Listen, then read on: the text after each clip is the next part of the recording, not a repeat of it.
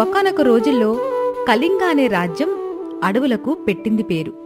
ఆ రాజ్యపు పడమటి అడవిలో వీరయ్య అనే ఒక కట్టెలు కొట్టేవాడు తన భార్య, 2 పిల్లలతో నివసిస్తూ ఉండేవాడు. పెద్దవాడేమో భీముడు, చిన్నవాడు రాముడు. భీముడు పేరుకు తగినట్లుగా శరీర శ్రమ కూడా ఎంతైనా చేయగలవాడు, కాని ఏవంత తెలివైనవాడు కాదు.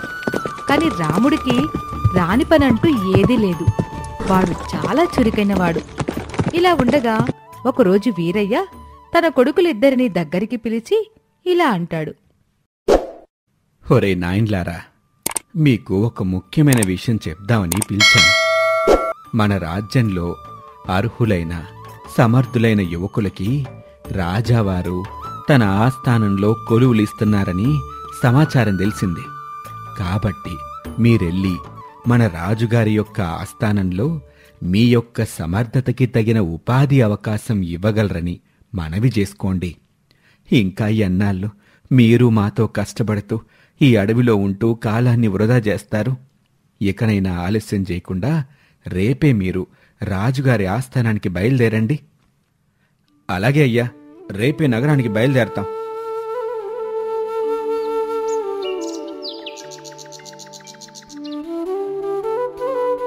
అనుకున్నట్లుగానే అన్నదమ్ములిద్దరూ మర్నాడు ఉదయాన్నే బయలుదేరి సాయంకాలానికి రాజభవనానికి చేరుకున్నారు. అయితే అక్కడ వాళ్ళను గమనించిన మంత్రిగారు వాళ్లతో ఇలా అన్నాడు. ఎవరు బాబు మీరు? మిమ్మల్ని చూస్తే నగరవాసుల్లాగా కనిపించటం లేదు. బహుశా చాలా దూర ప్రాంతం నుంచి వచ్చినట్టుగా ఉన్నారు. మీ రాకకి గల కారణమేంటో తెలుసుకోవచ్చా? అయ్యా, మేము మన రాజ్యానికి పడమటి దిక్కునున్న అడవి నుండి ఇక్కడికి ఉపాధి కోసం వచ్చాం. మన ప్రభువుల వారు నిరుద్యోగులైన యువకులకి వాళ్ల అర్హతని బట్టి ఉపాధి అవకాశాలు ఇస్తున్నారని తెలిసి వారిని కలవడానికొచ్చాం. మీరేదైనా పనిప్పిస్తే మీ పేరు చెప్పుకొని బతుకుతామయ్యా. మేము ఎటువంటి కష్టమైన పనైనా సులభంగా చేయగలం. మా మీద కాస్త దయ చూపించండి ప్రభు. ఏంటి, అడవుల్లో సంచరిస్తూ జీవనాన్ని కొనసాగించే మీరు రాజుగారి ఆస్థానంలో కొలువు కోసం వచ్చారా? ఇదేదో చాలా విచిత్రంగా ఉందే. ఏమీ తెలియని మీలాంటి అడవి మనుషులకి ఇక్కడ ఎలాంటి అవకాశమూ ఉండదు. సకల శాస్త్రాలు, వేదాలు తెలిసిన మాలాంటి మేధావులకే ఆస్థానంలో అవకాశం దొరకటం చాలా కష్టంగా ఉంది. అది మీరు అర్థం చేసుకుని వచ్చిన దారినే తిరిగి ఇంటికి వెళ్ళండి. అయ్యా, తమరనుకున్నట్టుగా మేము ఉన్నతమైన పదవుల కోసం ఆశించి రాలేదు.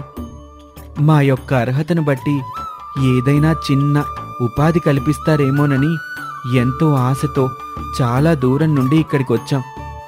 మీరు దయతల్చి ఈ ఒక్కరోజు ఇక్కడ ఉండటానికి అవకాశం ఇస్తే మరునాడు ఉదయమే మేం మా ఇంటికి బయలుదేరతాం. మీలాంటి వారు విశ్రాంతి తీసుకోవడానికి ఇక్కడొక గదుంటుంది. ఈ రాత్రికి మీకు అక్కడే బస కూడా ఏర్పాటుంటుంది. తృప్తిగా కడుపు నిండా తిని మరునాడు ఇంటికి బయలుదేరండి. అలాగేనయ్యా. ఇక మర్నాడు ఉదయం, అదేంటి మంత్రిగారు, మనం మన రాజ్యంలో యువకులకు ఉపాధి అవకాశం కల్పిస్తున్నామని దండోరా వేయించాం కదా. ఇంతకీ ఒక్కరైనా మనల్ని కలవటానికి రాలేదేంటి? చూస్తుంటే మన రాజ్యంలోని యువతకి నిరుద్యోగ సమస్యేదీ లేనట్టుగా ఉంది. ఇది మనం సంతోషించాల్సిన విషయమే. ఏమంటారు మంత్రిగారు? అవును ప్రభు, తమరన్నట్టుగా మన ప్రజలకి ఎలాంటి సమస్య లేదేమోనని నా అభిప్రాయం. కాని నిన్నటి సాయంకాలం 2 యువకులు మన రాజ్యంలోని మారుమూల అడవుల్లో నుంచి తమరిని దర్శించటానికని వచ్చారు. వాళ్ళని చూస్తే అడవి తప్ప మరేమీ తెలియనట్టు ఉన్నారు. అందుకని వారిని మన అతిథి గృహంలో ఉంచి మరునాడే బయలుదేరమని చెప్పాను. అలాగా? అడవిలో నుండా? వెంటనే వారిని నా విశ్రాంతి గదికి తీసుకురండి. ఆ కబురు విన్న భీముడొక్కడే రాజుగారి దగ్గరికి వచ్చి, రాజుగారికి మా ప్రణామాలు. మీరు చాలా దూర ప్రాంతం నుండి వచ్చారని విన్నాను. తమరి సమస్య ఏంటో వివరించండి. మహారాజా, మేము ఈ రాజ్యానికి పడమటి దిక్కునున్న అడవిలో నుండొచ్చాం. నా పేరు భీముడు. నా సోదరుడి పేరు రాముడు. నిరుద్యోగ యువకులకి రాజుగారి ఆస్థానంలో కొలువులిస్తున్నారని తెలిసి తమరు మాపై దయతో ఏదైనా ఉపాధి కల్పిస్తారేమోననే ఆశతో ఇక్కడికి వచ్చామయ్యా. కానీ ఇక్కడికి వచ్చాక తెలిసింది అందుకు మాకు అర్హత లేదని. తమరు దయతో మమ్మల్ని మన్నించగలరని కోరుతున్నాను. రాజుగారు బలంగా ఉన్న భీముడిని యగాదిగా చూసి కాసేపేదో ఆలోచించి, అడవిలో పుట్టి పెరిగాను అన్నావు కాబట్టి నీకొక ముఖ్యమైన పని అప్పగిస్తాను. ఎంతో బాధ్యతగా నమ్మకంగా పనిచేయాల్సి ఉంటుంది. మరి నువ్వు చేయగలవా? మహారాజా, మీరే పనిచ్చినా నా ప్రాణం పెట్టి చేస్తాను మహారాజా. రాజువాడిని రహస్య మందిరంలోకి తీసుకొనిపోయి ముచ్చటైన తెల్ల మేకపిల్లని చూపించి, ఈ మేకపిల్లని జాగ్రత్తగా తీసుకువెళ్ళి అడవంతా తిప్పి సూర్యాస్తమయం అవ్వకుండా నాకు తీసుకొచ్చి అప్పగించాలి. ఒకటి గుర్తుంచుకో, తూర్పున ఉన్న ఎర్రరాళ్ల గుట్టను దాటి ఆ వైపుకు వెళ్ళొద్దు. అసలు ఆ గుట్ట ఎక్కనే వద్దు. నేను చెప్పింది చెప్పినట్టు చెయ్యాలి. ఏమాత్రం తేడా వచ్చినా శిక్ష తప్పదు. ఈ విషయం ఎవ్వరికీ చెప్పద్దు. కోట వెనక నుంచి ఎవరికీ సందేహం రాకుండా వెళ్ళిపో. అన్నిటికీ తలూపి మేకపిల్లను వెంటపెట్టుకుని అడవికి బయలుదేరాడు భీముడు. వాళ్ళు అరణ్య సంచారం చేస్తూ ఆనందంతో అడవంతా తిరిగారు. అనుకోకుండా తూర్పు వైపు ఉన్న ఎర్రరాళ్ల గుట్టను చేరుకున్నారు. ఆ గుట్టంతా రకరకాల పళ్ళ చెట్లతో నిండి ఉంది.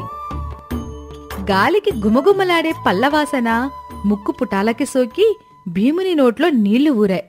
ఆ పళ్ళకేసి చూస్తూ భీముడు ఇలా అనుకున్నాడు, అబ్బా, జీవితంలో ఎప్పుడూ ఇన్ని రకాల పళ్ళను చూసుండలేదు. రాజుగారు ఈ గుట్టెక్కద్దన్నారు. అయితే నేనా పళ్ళం చూశాక ఆగలేకపోతున్నాను. కడుపు నిండా పళ్ళు కోసుకుని తింటాను. ఈ విషయం ఈ మేకపిల్ల రాజుగారికి చెప్పొచ్చిందా ఏంటి? ఇలా అనుకుని భీముడు పళ్ళు కోయబోతూ ఉండగా వెనుక ఏదో అలికిడయ్యింది. వెనక్కి తిరిగి చూసిన భీముని పై ప్రాణాలు పైకే పోయాయి.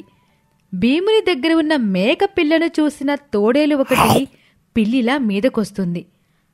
మరుక్షణం ఆలస్యం చేయకుండా గుట్టకు అవతల వైపు కనిపిస్తున్న గుహవైపు పరుగులు తీశాడు భీముడు. అక్కడ గుహ ముందు భయంకరంగా ఉన్న ఒక గూనివాడు కూర్చొని ఉన్నాడు. వాడికి పొడవాటి తెల్లని గడ్డం ఉంది. వాడు పరుగెత్తుకుని వస్తున్న భీమును చూసి, ఎవడివిరా నువ్వు? ఇలా వచ్చావెందుకు? పిచ్చివాడ్ల ఏంటా పరుగు? ఇప్పుడు పరుగు పెట్టకపోతే ప్రాణాలే పోయేలా ఉన్నాయి. ఒక తోడేలు మమ్మల్ని తరుముకుంటూ వస్తుంది. మమ్మల్ని నువ్వే రక్షించి పుణ్యం కట్టుకో. అయితే మేకపిల్ల ఆ గూనివాడిని చూసి మరింత బెదిరిపోయింది. ఇంకా దీని పొగరు తగ్గలేదు. ఇది నీ మాట వినేలా లేదు. దీన్ని ఆ కనిపించే కొట్టంలో పడేసి తలుపు మొయ్యి. ఆ తోడేలు ఈ మేకపిల్ల కోసమే నీ వెంటబడింది.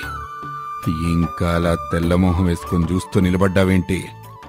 వెళ్ళు, త్వరగా వెళ్ళి ఆ మేకపిల్లని ఈ గుహలో దాచో.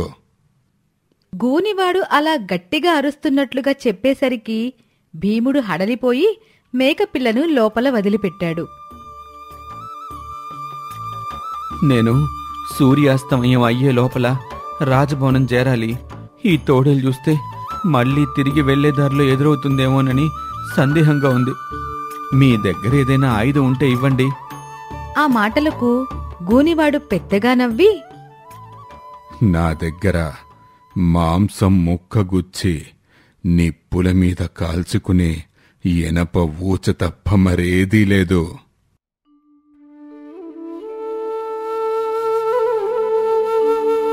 చూస్తూ ఉండగానే సూర్యాస్తమయం అయిపోయింది. పొద్దుపోయినందుకు భీముడు కంగారు పడుతూ మేకపిల్లను తీసుకుపోదామని లోపలికి వెళ్ళాడు. ఆశ్చర్యం! లోపల మేకపిల్ల లేదు. ఒక భయంకరమైన రూపంలో వికారంగా ఉన్న ఆడమనిషి నిలబడి ఉంది. ఆ మనిషిని చూస్తూనే భీముడు హడలిపోయి, బాబోయ్, భూతం, ఆడభూతం, ఇదేదో మాయావి భూతంలో ఉంది అని అరుచుకుంటూ కాలి సత్తువ కొద్దీ పరుగు తీశాడు.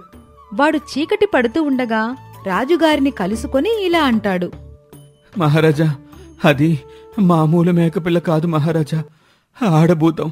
ఇంకా నయ్యం అది ఇన్నాళ్ళు మీ దగ్గరే ఉన్నా మిమ్మల్ని మింగేలేదు. మీరు చాలా అదృష్టవంతులు మహారాజా. అంతా విన్న రాజు కోపంతో మండిపడుతూ, నేను చెప్పిందేమిటి, నువ్వు చేసిందేమిటి? నేను వద్దని చెప్పినా ఆ ఎర్రరాళ్ల గుట్ట ఎందుకు దాటి వెళ్ళావు? సూర్యాస్తమయం లోపల మేకపిల్లను నాకు అప్పజెప్పాలని తెలుసు కదా. అసలు వద్దని చెప్పినా ఆ గుట్ట ఎందుకెక్కావు? అంటూ అప్పటికప్పుడు భటులను పిలిచి భీముడిని చీకటి కొట్లో వేయించాడు.